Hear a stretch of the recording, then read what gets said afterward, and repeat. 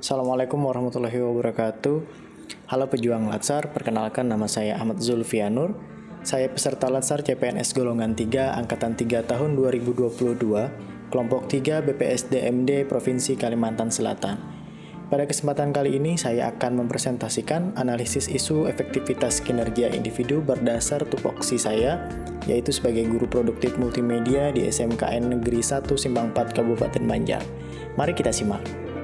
Adapun isu yang saya jadikan materi dalam presentasi ini ialah proses pembelajaran praktikum mata pembelajaran produktif pada kompetensi keahlian multimedia. Pembahasan yang akan saya paparkan di dalam presentasi ini ialah bagaimana identifikasi masalah, kemudian metode USG yang digunakan, dilanjutkan dengan analisis fishbone, lalu terakhir analisis SWOT. Dalam analisis masalah, saya menemukan 3 isu. Yang pertama, fasilitas ruang praktik yang kurang memadai. Kedua, mayoritas siswa tidak memiliki perangkat media belajar mandiri seperti laptop ataupun komputer. Yang ketiga, sinyal jaringan internet di sekolah yang masih terbatas. Kemudian saya menggunakan teknik USG untuk menganalisis 3 masalah tersebut. USG sendiri memiliki 3 kriteria. Yang pertama, urgensi, yaitu seberapa mendesaknya suatu masalah. Yang kedua, seriousness, yaitu seberapa serius suatu masalah untuk dibahas. Yang ketiga, growth, yaitu kemungkinan berkembang atau memburuknya masalah jika tidak diselesaikan. Berdasarkan hasil analisis menggunakan teknik USG tersebut, isu paling prioritas adalah fasilitas ruang praktik yang kurang memadai dengan jumlah skor yaitu 10 sebagai prioritas pertama. Dengan menggunakan fishbone, terdapat faktor yang menyebabkan belum optimalnya proses pembelajaran praktikum, yaitu faktor manajemen, metode, lingkungan, dan manusia. Kemudian terdapat 3 dampak yang timbul bila permasalahan tidak segera diselesaikan. Yang pertama adalah learning loss, hilangnya minat belajar siswa yang disebabkan kurangnya fasilitas praktikum yang memadai dan memenuhi standar. Kesenjangan sosial, yaitu dengan adanya kesenjangan sosial mengakibatkan output dalam peserta didik yang tidak merata antara sekolah satu dan lainnya, tidak sesuai dengan apa yang diharapkan serta tidak sesuai dengan kebutuhan dari masyarakat.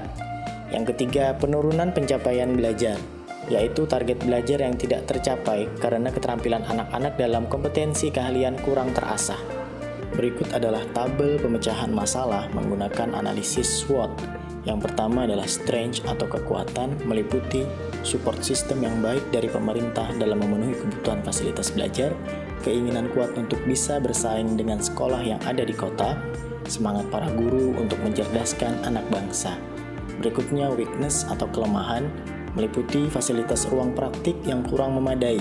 Mayoritas siswa berasal dari keluarga dengan ekonomi menengah ke bawah, sekolah yang jauh dari jangkauan sinyal internet. Lalu diikuti opportunities, diizinkannya sekolah melakukan swadaya dana dengan orang tua siswa untuk membangun ruang praktik, kemudian pemerataan bantuan untuk sekolah-sekolah, program internet masuk desa.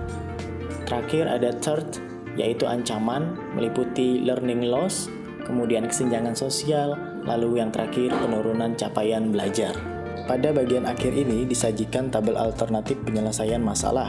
Alternatif penyelesaian masalah berupa melakukan penyesuaian jadwal belajar dengan sistem blok agar lebih fleksibel dalam penggunaan ruang praktik dan kelas.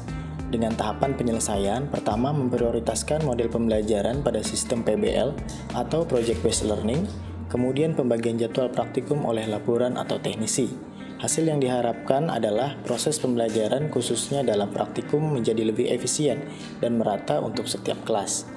Para pihak yang terlibat di sini meliputi guru, siswa, dan orang tua siswa. Nah, demikian akhir dari presentasi saya. Semoga bermanfaat. Wassalamualaikum warahmatullahi wabarakatuh.